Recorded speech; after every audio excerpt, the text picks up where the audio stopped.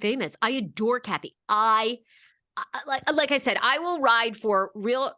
RHOBH is the greatest reality show we have ever witnessed. I'm sorry. You know, the Osbournes were really good, but this is amazing and epic. I think all the women are back, except for the ones we've talked about. Diana's not coming back.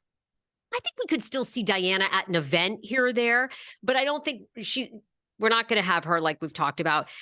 Crystal, I don't know. Now, to your point, Rinna did step in it a little bit. I don't know where this quote came from, but I did see on a blog that Rinna apparently says Crystal is the one that is the most different on camera and off. I don't know who she gave that quote to, but that seemed recent.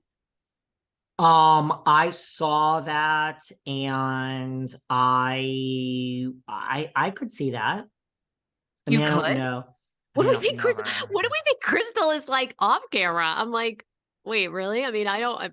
I've heard that before. I've heard that before. That like, I don't know. Like in what way? She's like not that much of a shit stirrer out, like probably off. Because, you know, she really came for Sutton, trying to accuse Sutton of racism, which was the biggest joke because she then at the end, she sort of said, well, no, it was really about my feelings. I felt like you know, and such bullshit. And I was team Kyle on that. Good for Kyle for calling her out because that's serious to make that accusation against somebody and then go, oh, well, I kind of felt that way.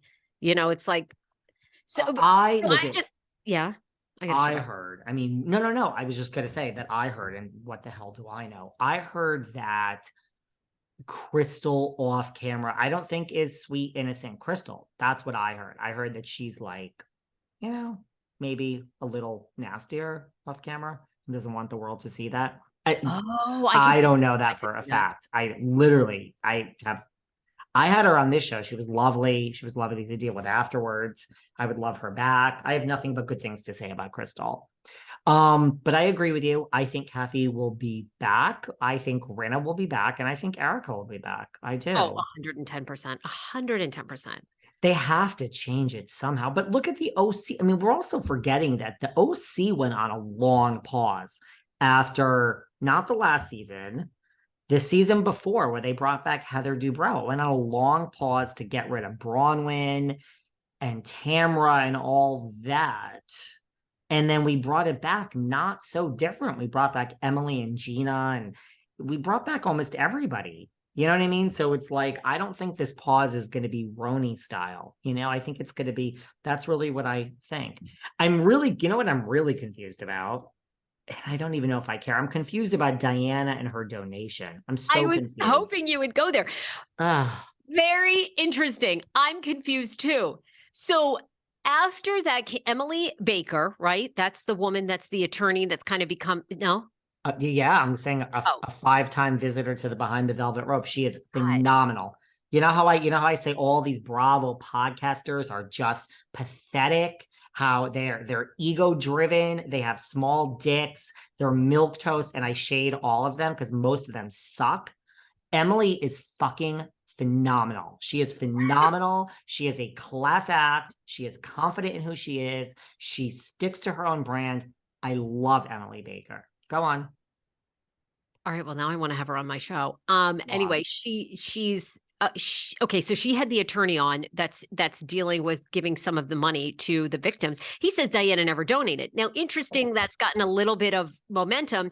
Diana came out yesterday and said, "Oh, I'm almost ready to give the $120,000. I'll be giving it."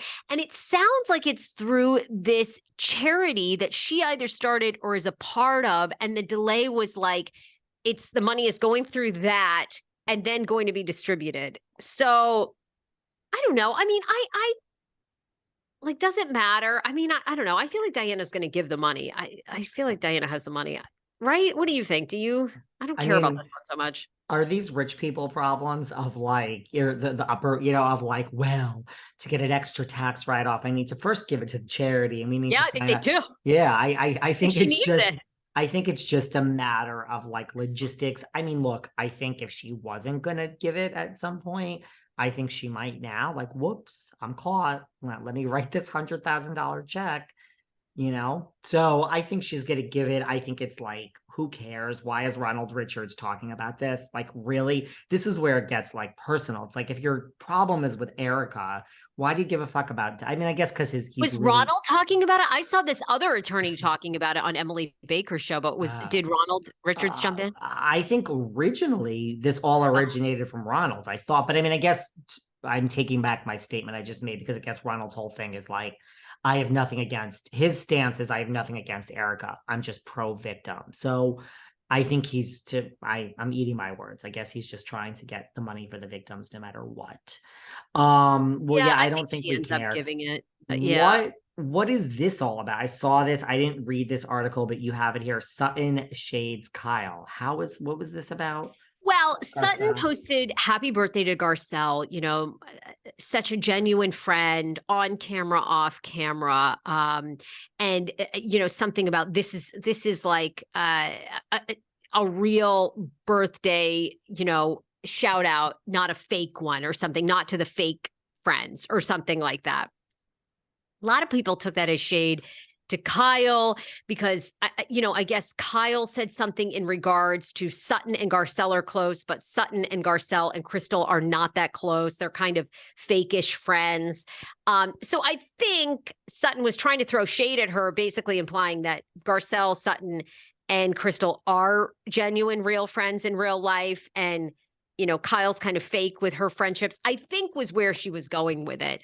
But I don't know. Did you take it like that? Again, it's like lots of times these bloggers try to like connect these things that I feel like have nothing to do with, like, I don't know. I wouldn't even have picked up that line. I looked at those photos and I was like, oh, Garcelle looks gorgeous. Like, Garcelle looks great. Good for her for celebrating another birthday. And I can't wait to see these women back. Like, I didn't even read into that had something to do with Kyle, but people are saying that. People just can't seem to get. Here we are. We're talking about Beverly Hills again. Oh my gosh.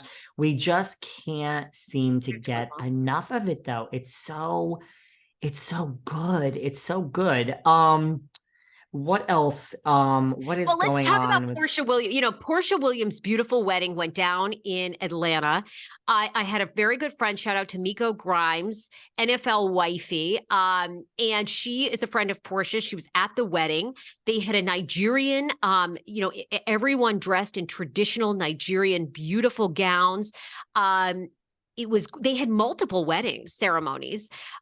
Portia looked fabulous in the wedding dress, the whole thing. I have no real inside information because I believe everybody was sort of sworn to secrecy, but it just looked terrific. From what I read in People magazine, people did a huge spread on them. They had 250 guests at the Four Seasons. Portia and her man, oh my God. And what's her husband's name? And of course, you know, there's Simon, thank you. And of course, there's lots of controversy about him because he was married to a former housewife for a hot second. Friend of, yeah, from Atlanta. Friend of.